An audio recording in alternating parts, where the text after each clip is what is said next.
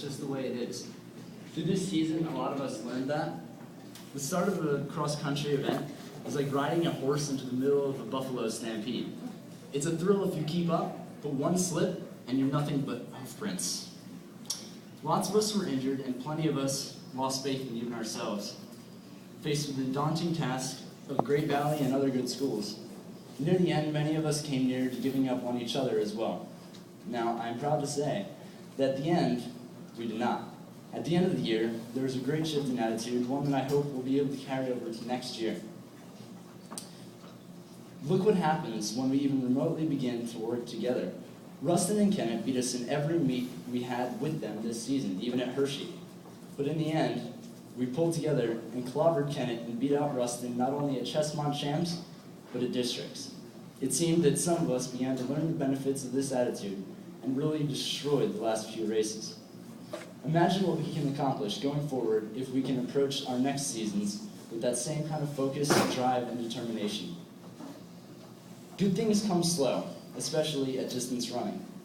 We'll have to work hard, and we'll have to work together, as the girls' team did, and obviously the results paid off. What matters is not necessarily the size of the dog in the fight, it's the size of the fight in the dog. And many of us showed that we have that fight. As we go forward and try to improve, we will have to fight harder and harder. However, the will to win means nothing if you haven't the will to prepare. If you guys are tempted to go in the woods, remember that you're selling yourself short and that the woods are lovely, dark, and deep, but I have promises to keep and miles to go before I sleep. Those promises aren't just to the coaches we made when we signed our contracts and signed our lives away to the sport, but promises to ourselves. When things look hard, they may very well be. We need to keep in mind the good in hardship, however. A pessimist sees the difficulty in every opportunity. An optimist sees the opportunity in every difficulty. When it's raining, don't complain because there's no such thing as bad weather, just soft people. Many people shy away from hills. They make it easy on themselves, but that limits their improvement. The more you repeat something, the stronger you get. If we want to run slow for a day because we feel like we need to take it easy, remember that in the words of Emil Zatopek, correct me if I said that wrong, but he said, "Why should I practice running slow? I already know how to run slow. I want to learn to run fast." Running is a big question mark. It's there every day, and it asks you, are you going to be a wimp or are you going to be strong today? So, we all may have personal goals for this sport. Some of us may just be here for the hell of it, but everyone should have a goal. If we set goals here and now, it will drive us to get better. We may want to run a sub 5-minute mile for some of us, a sub 6, some a sub 7, whatever. That goal can drive you to make the journey fun.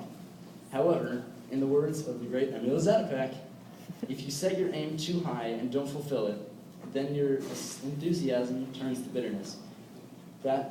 That's why you should try for a goal that's reasonable and then gradually raise it. Keep your dream in front of you. Never let it go regardless of how far-fetched it might seem. Now, some of the world's greatest feats were accomplished by people not smart enough to know they were impossible. Now, we want to beat everyone in the league next year, and we can. The best way to predict the future is to create it. Muhammad Ali once said, "Champions aren't made in the gyms. Champions are made from something they have deep inside of them, a desire, a dream, and a vision." Luckily, we have coaches who have that vision. Whether or not we choose to grasp it is all on us, but if we do, we will be able to accomplish our goals.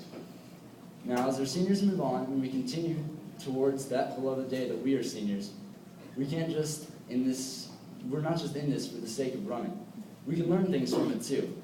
Not just the determination and the drive, not just in our incredibly awkward and questionable conversations waiting behind the press box or while running, but just in the act of doing it. Again from Zatopek, he said, "We are different, in essence, from other men. If you want to win something, run 100 meters. If you want to experience something, run long distance." That's a little change, but now, when we're done, we need to look back not just at the people who are running behind you, but especially at those who don't run and never will. Those who run but choose not to race. Those who started training for a race but didn't carry through. Those who got to the starting line but chose not all the way to the finish line.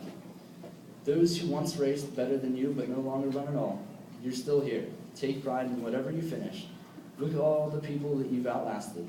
In closing, and probably something we should all take away from cross country, is the lesson we learned looking at the similarities between running and life. You have to drive yourself to overcome the obstacles. You might feel that you can, but then you find an inner strength and realize you're capable of so much more than you thought. Now, pardon the horrific pun, but let the course be with you, and let's go get them next year.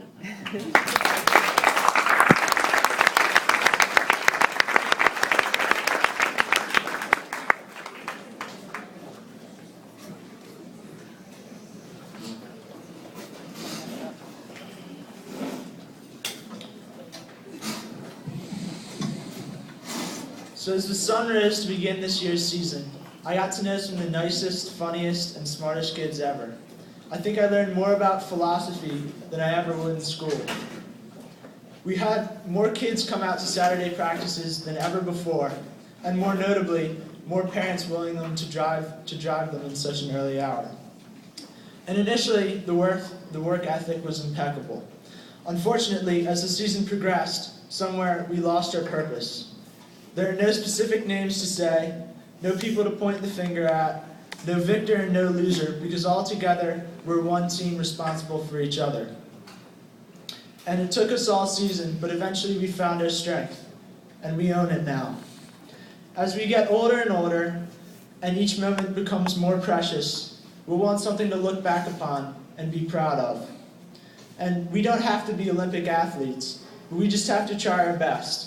And if we continue to try our best, I believe that we can beat Ruston, and that we can beat Kennett, and we can even beat Great Valley this coming track season. So come the 28th, be ready to train. And as we leave tonight, you should not say goodbye to a season that's finally over, but rather good morning to a new day ahead. Thank you.